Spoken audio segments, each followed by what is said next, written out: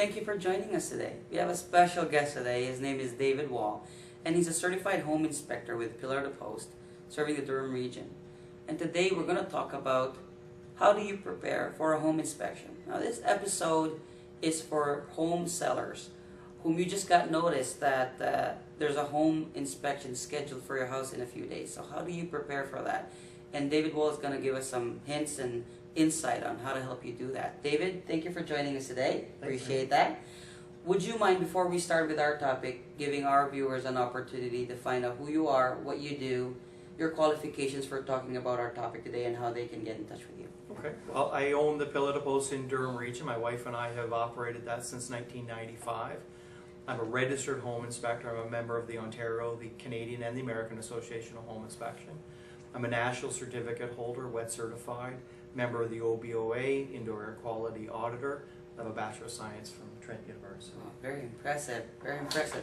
Okay, so our topic today, how to get a favorable home inspection. Okay. Okay. Now this is geared towards people who are selling their home. Is that correct? Well, there's certain scenarios where, you go through and you arrive on site and you think, the vendor really should have taken care of this before now. Okay. Purchasers there, they're excited about the house, they're excited about the home inspection, and then there's a big dog in the backyard, and you can't get into the backyard. Okay, or there's a big dog in the garage. And I get the feeling that you're speaking from experience when you can't said get big into dog. you can't get into the backyard. So, what do you tell a client? Sorry, we can't inspect the backyard today? I understand. So certainly there's some things that vendors and homeowners can do to prepare for a favorable home inspection. Okay, so just to repeat what I said earlier today, the scenario of our discussion would be, I'm a home seller, I have my house up on the market for sale. Yep. A buyer placed an offer on my home. Yep. I've accepted the offer. Yep. And part of the condition of that purchase is for the buyer to conduct a home inspection on the house. So now our topic is, how do I, as a vendor, prepare the home for the home inspection that's about to arrive? That's right. Excellent. So go ahead and walk us through the process. Well, I think the pet scenario is a good place to start. Okay. Because have you ever been in a situation where you are, your vendor's selling the house, they're having the home inspector, but the vendor wants to stay home? Yes. Yes, I usually encourage the vendors to step out during the viewing or the showing of the house, right, so that the buyers are more comfortable, they're more open with comments about the house with their realtors, as opposed to biting their lip because they didn't want to offend the vendors that are there. That's right. So it's important that the vendor leaves the property during the home inspection, that they take their dog with them, or they put them in a crate so that there's no injuries or anything going on. I've been bit more than I like to think about during the home inspection. I have the scars to show for it. I have not yet. Exactly. So yeah, that's the time when the vendor takes the dogs, takes the kids, and they leave the property. And in general terms, to inspect a house properly, it's going to take about an hour for every 1,000 square feet. An hour per 1,000 square feet. So if we're looking at a 3,000 square foot house, minimum, that home inspection is going to be 3 hours. So it's not like a visit. Right. We're there. We're looking at the roof, the structure, electric, heating, plumbing. We're going through that house from top to bottom, flushing every toilet in the house. Okay. It takes time to do that properly. The purchaser does not want to feel rushed, and the purchaser doesn't want me as his inspector to be rushed. To feel rushed. Right. So a vendor sitting there tapping their foot is not helping the situation at all. So that's the time for the vendor to go out, that's the time to take the kids out, that's the time to put the dog away so the dog is safe. Okay, so walk us through the scenario from the moment that you enter that door.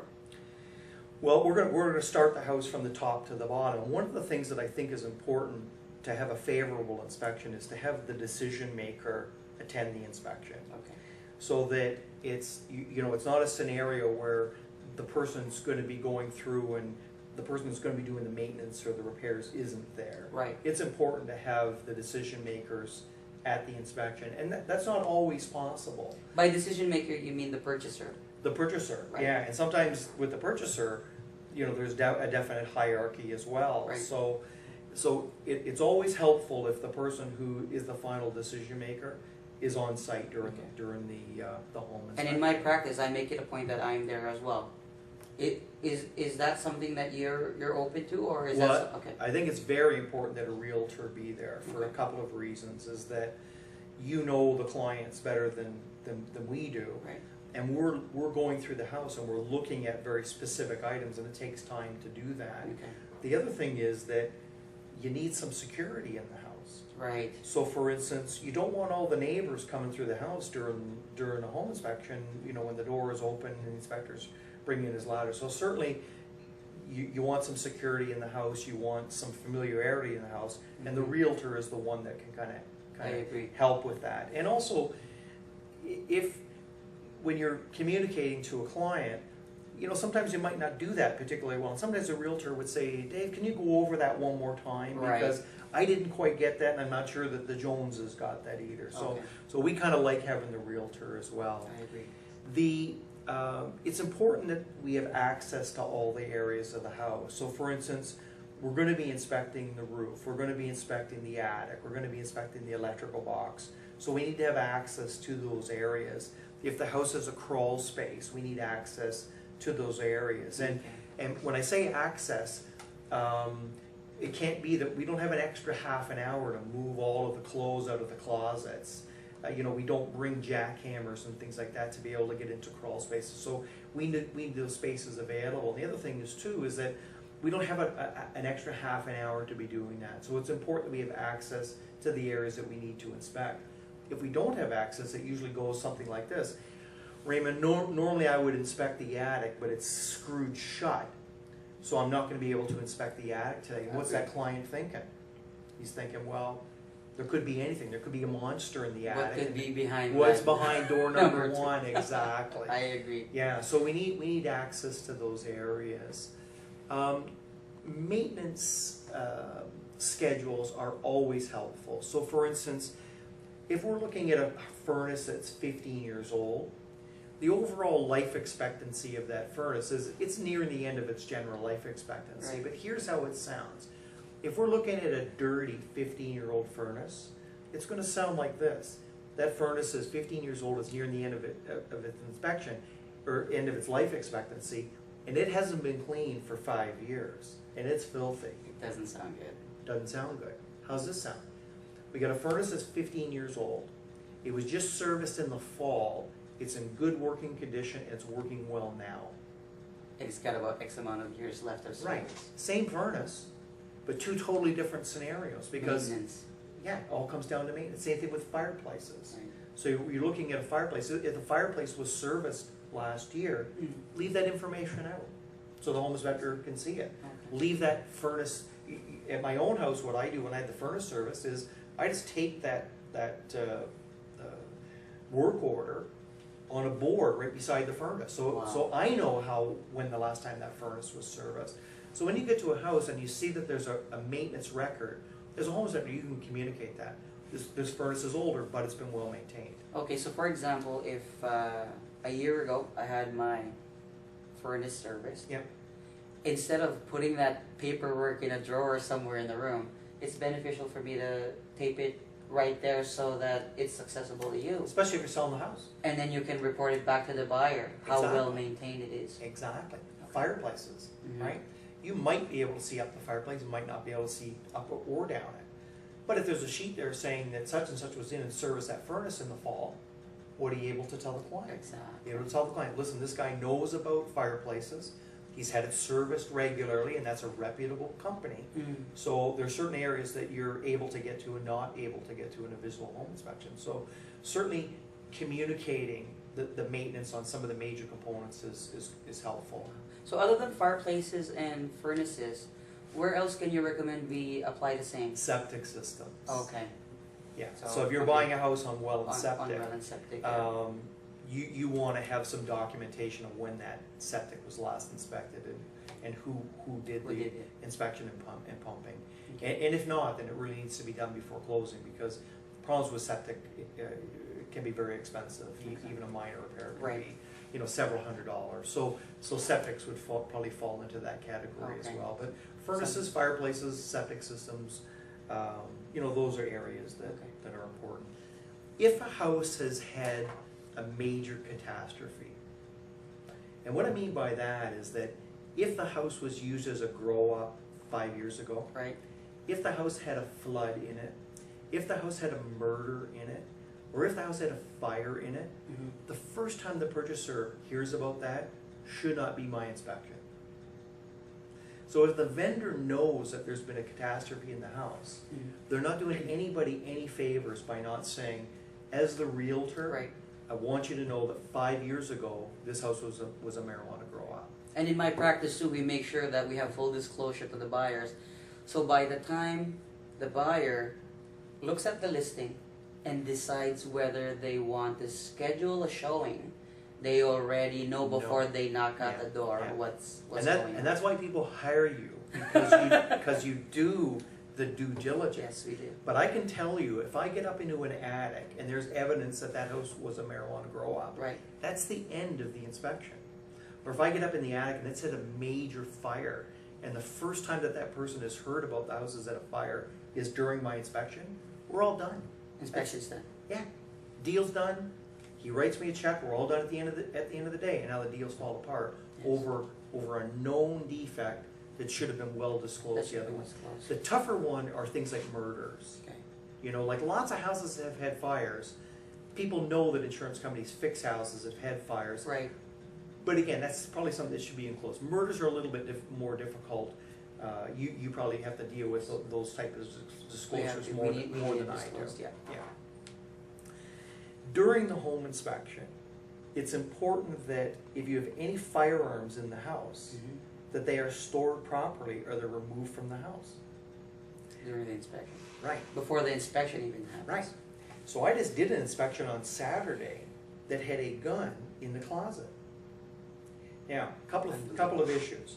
You have children that attend home inspections. You have people that attend home inspections. A gun in the closet is not going to be a good thing. It's not good. The other thing is, police officers buy houses. If it could be your buyer. If they could very well be the buyer. So if they're going through the house and there's a gun in the closet, that may be something that comes back to sting you later on. So putting away any firearms is very important. Well, any weapons for that matter. Right. Guns in particular, those are the ones that can get you into trouble. If you've done renovations in the house, that require a building permit, have that information available. Because a decent home inspector is going to, you don't have to be a good inspector, a decent home inspector is going to say, was there a permit pulled for the addition? He already knows when he goes through and he sees certain defects, whether or not there's been a building permit done. And that's fine. People sometimes do those things without permits, but the purchaser should know that before I'm physically doing the inspection. So if that information's available, make it available. If it's not, well, it's not. No, we put the deck on without a permit. Okay, well, that's fine. We'll take a look at it under those circumstances. But that way the purchaser knows, okay, that deck may not be perfect, but it's still functioning as intended, that type of thing. So any invoices or warranties, I think I was mentioning to you about a house that I did where the vendor said the roof was 8 years old. Yes. Underreport the age. Right.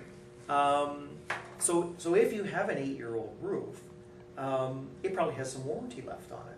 So leave that information out. So the inspector can say, well, yes, such and such, that roof was done 8 years ago, and there's still this amount of warranty on it. It's very helpful. Also helps you date the roof. Purchasers like warranties. They like the fact that, okay, well, yeah, the furnace still has a bit of warranty on it, the roof still has a little, they like that stuff. So leave that information available. For the benefit of our viewers, the warranties are transferable to the new owners. They're not always. They're not always. Yeah, but it'll say right on it that it is. Some roofing companies do transfer warranties and some don't.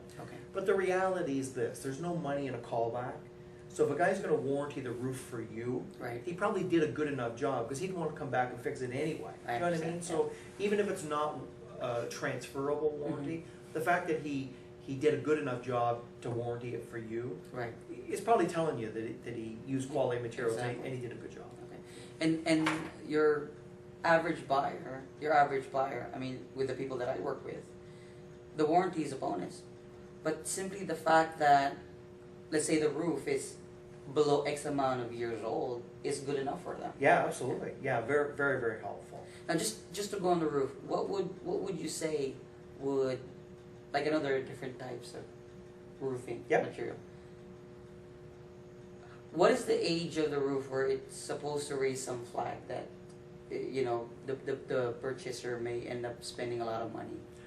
Well, probably in the 15th year. 15th year. Yeah, probably Then in the it should- 15th year. Okay, then it should start to. That you'll really start to see granule loss, you'll Okay. really start to see curling. And you'll find that certain shingles last longer than other Right. shingles. Mhm. So, you know, my own roof's about 12 years old and it's not looking great. Oh, You know, okay, I know I it still see. has some life left in it, but you know, 15 is not a bad place to be. So the rule of thumb is 15. Yeah. The other thing that I just want to mention, because I know that we're running out of time, is that if you have a house with a well and septic, Yes. there will be a permit for that well. And what's important with the well permit is that it'll tell you the gallons per minute with the well. Okay. With the septic, there'll be a permit for the septic, which tells you the exact location of the septic and what type of septic it is. Mhm. There's no charge for a vendor to get that information. Okay. Very difficult for a purchaser to get that information. So a house that's being sold with a well and septic, that's something that you know, a couple of weeks ahead, the vendor can look at getting that information. Okay. Because there's really no charge for a vendor to do that. To do that. Okay. Yeah. And if there is a wood stove on site, Mm-hmm. a wood stove or a wood insert, that probably requires a wet inspection. A wet inspection. Yeah. Okay. And they can either do a wet inspection previous to our inspection, Yeah. or we do wet inspections. Okay, and you're a certified wet inspector. That's right. The problem with a wet inspection is it's a pass or a fail. Okay, there's no gray area. No gray area. Okay. Pass or fail. Okay. So if you're going to pass or fail it, you might as well Mhm. do it 2 weeks before I get there, I because see. it gives you 2 weeks to do it. Okay.